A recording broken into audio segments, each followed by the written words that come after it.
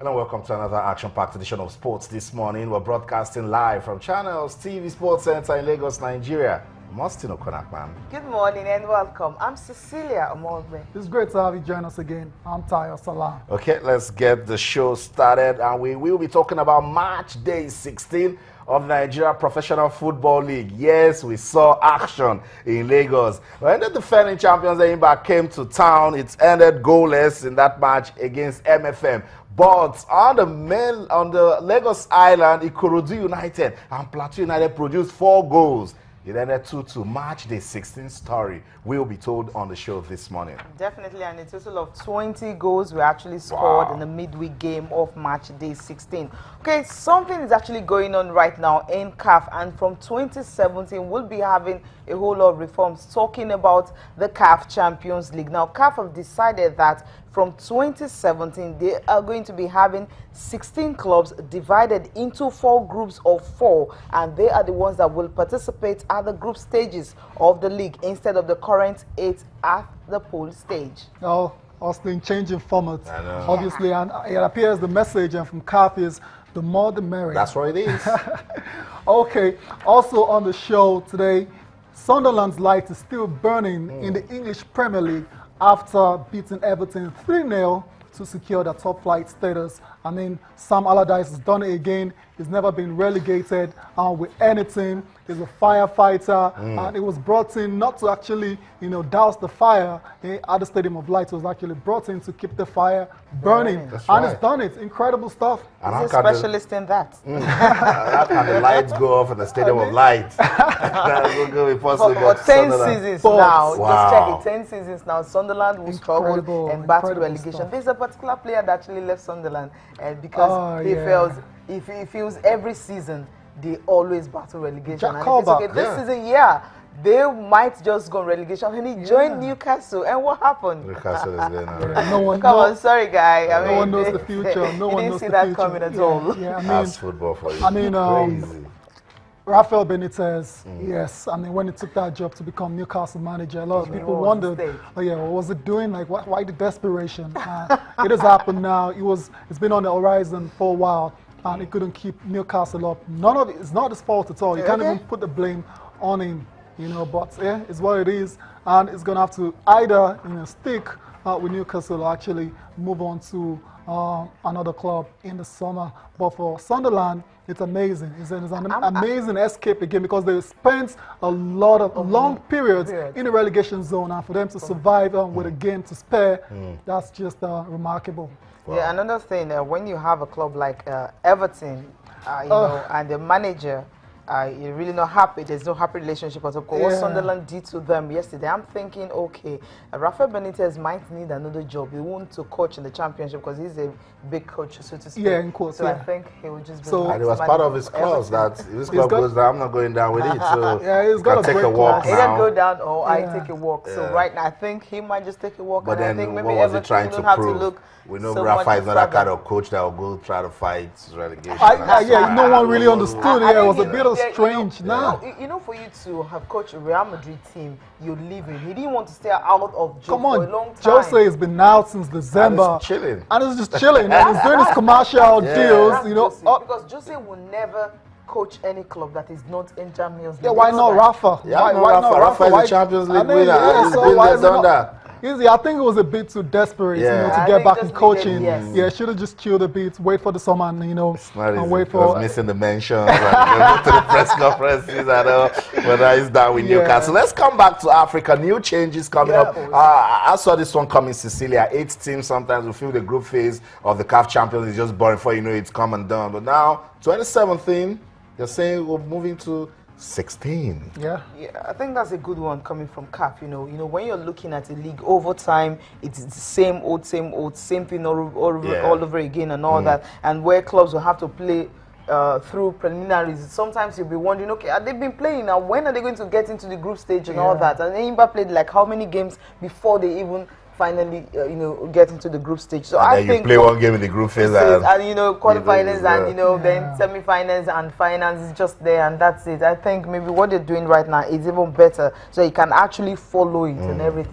Just it's going to be like the Champions League. I think the UEFA Champions League, that's just the format they just want to follow. Okay, so that's a good one coming from CAF. Nothing wrong with making new changes. All of these happened in Mexico at the FIFA's annual Congress. They announced it that we're moving from 8 to 16 clubs divided into 4 groups of 4 will participate at the group phases of the Champions League instead of the current 8 at the pool stage. So it's a good one. Changes are welcomed anytime as long as it's good for football. Moving on from there, clubs that are getting it good. Cecilia, this Forbes list, all the time you must see Real Madrid, you must see Manchester United. No matter what you talk about Manchester United, you see them making the Forbes list, they're still making money. I don't know the rationale, but of course it tells you these are big clubs. Come on, you don't. Yeah, obviously the rationale is very obvious. Exactly. These are traditionally big clubs. But is Man U making money? No, Manchester guys, you know, how about how much the current shirt deal? How much is it? I mean, it's a lot. It's a lot of money. A lot of about money 80 involved million? in that one. Yeah, exactly. But the story is the likes of Manchester United. It would take a lot more than a couple of bad seasons for them to actually go down this particular list. They're gonna be in the upper regions of it, so it's not surprise at all. But for me, Real Madrid, no surprise, #1 team, the most valuable football club in terms of the market value, and that's according to Forbes. No surprise at all. Like I said, they've been the top earning club in the world billion for 11 years in a row now. I mean, it. the yearly revenue for Real Madrid, is just out of this world. They've been doing that for the past 11 years. I think apart from what they get outside the field of play, outside football and all that, I think another thing is when you have a club that have the top stars in Europe and everything, the contract that comes in, the kind of sponsorship they attract and everything and all that, that alone. And check the fact that the finalists of the Champions League this year, they're going to earn close to like $100 million. So that is another thing you have to look forward to. Yeah, exactly. And what's his name now? Florentino Perez. He has his critics because a lot of people just feel he's just a businessman. He's not really taking care of what's going on the pitch. But then he's very popular, galactical model. I mean, it works in terms of making money. I mean, the kind of players they have, Cecilia, like I said, these are world stars. Ronaldo alone, the kind of revenue generator for the club, I mean, out of this world. So it's a proto-image of the firm model. That's what the industry people call it. So, like I said, no surprises at all, Cecilia. And for Barcelona, $3.54 billion US. Man United, $3.31 billion US. Of course, Bayern is fourth in that list, $2.67 billion.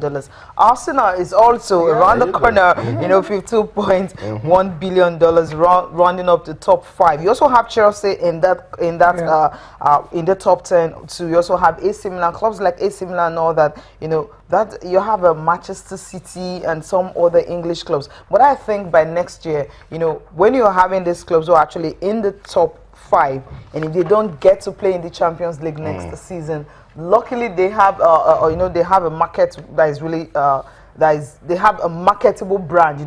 We know Manchester United is the biggest club in British football, most successful and everything. That will also help them. If not, I think with them not getting to play in the Champions League, and of course getting that Champions League money, their revenue might drop. But with the kind of money they are signing outside, I mean, the commercial deals and all that, that's enough to keep them in that top. And while we're understanding why it's keeping them at the upper region, Arsenal fans will now understand why the board will not let go of Wenger. He's bringing in money for the club. If you can't play in the Champions League or finish in the top in the EPL, you're making the Forbes top 5. And that's a good one for the club. Fair point. Yeah, that's for the club. But then what about the bragging fans? Rights for the fans. Yeah, for the fans, they need to. Cronker whispers to the other board member, who cares about them?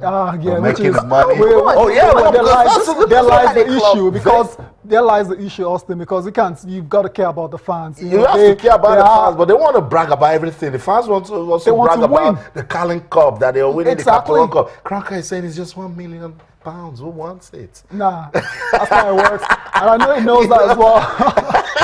He doesn't even want it. So Wenger gets into the round of 16 in the UEFA Champions League and get us some money. You know, make a good name out of Ozil and sell him triple the price we bought him. That's how this is business, guys. It is, I understand. yeah, it is. But you have a club like Real Madrid. I mean, success everywhere. Yeah, that's so what you're what I'm looking talking at. about, I mean, the Champions League and everything. So the money just keep rolling in from commercial deals and all that. That's what you're looking at. You're winning trophies. You're getting commercial deals. You're getting everything. And the fans are happy too. Nothing wrong with that. Yeah. You can win off the pitch and on the pitch. That's it. Real Madrid, Barcelona, No excuses. Bayern. These are all teams winning on the pitch and winning off How the much field. is the TV right deals when it comes to Germany? It's not that Arsenal losing on the pitch, smiling to the bank for this. Yeah, but that's not you're not still. I mean, but the fans can still brag about the top four because if they stay in the Champions League, but if that's Manchester United, Arsenal say, well, you see Manchester United, they're also there. Nobody's complaining, not playing Champions League. We're still playing there. But I think what we should be saying, it's good for fans to also have what to come out when they're arguing Real Madrid fans. You talk and all of that. But how many? Arsenal is not owned by a billionaire. It's being shared, you know. So if they're making this sort of profit, that means the club is doing well.